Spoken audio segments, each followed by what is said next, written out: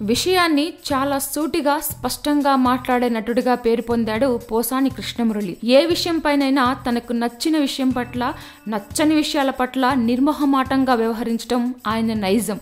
ఈ విషయంలో ప్రస్తుత కాలమాన ప్రకారం టాలీవుడ్లో పోసాని తర్వాత ఎవరైనా అని చెప్పక తప్పదు. మాట పట్ల గీత దాటని మనస్తత్వం ఉన్న నటుడు పోసాని. వాటాలను పుచ్చుకొని మాటలను వ్యక్తపరచడం అంటే ఆయనకు చిరాకు. అటువంటి నటుడు పవర్ స్టార్ పవన్ కళ్యాణ్ పై ఒక్కసారిగా ఆలోచనాపూరితమైన స్పందనను ప్రకటించాడు.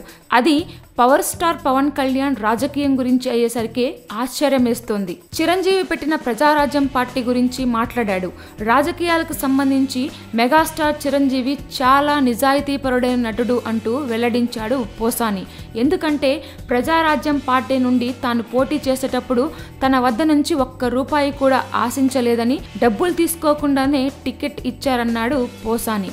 ఇంకా మాట్లాడుతూ చిరంజీవి ప్రజారాజ్యం పెడితే మళ్లీ ఆయన పార్టీలోకి వెళ్తానని వివరించాడు. ఇదే సందర్భాన్ని ఆశ్రయించుకొని పవన్ కళ్యాణ్ గురించి మీ అభిప్రాయం ఏంటని ప్రశ్నించినప్పుడు, నేను ఎవరి గురించైనా మాట్లాడాలంటే అతను నిజాయితీపరుడైనా అయ్యుండాలి లేదా చెడ్డవాడైనా అయ్యుండాలి అంటూ టకీమని అనాలోచితంగా చెప్పేశాడు పోసాని. ఈ మాటలు ఇప్పుడు ఇండస్ట్రీని హిట్ చేశాయి. ఇటువంటి అనుమానపూరిత మాటల్లో ఘాటు అర్థం ఉందంటూ చర్చలు మొదలయ్యాయి.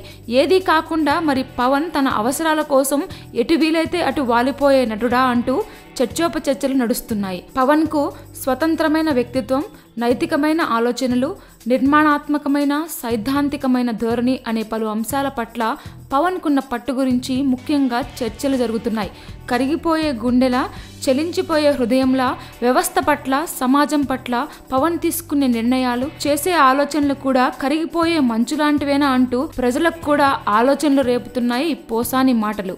కాగా ఇప్పటి వరకు పవన్ కళ్యాణ్ రాజకీయ జీవితం పైన, సినిమా జీవితం పైన ఈ స్థాయిలో ఇటువంటి ఘనమైన విలువైన విషయాలు వెల్లడించే వ్యక్తుల నుండి అనుమానాలను ఎవరు వెలిబుచ్చిన సందర్భాలు లేవనే చెప్పాలి.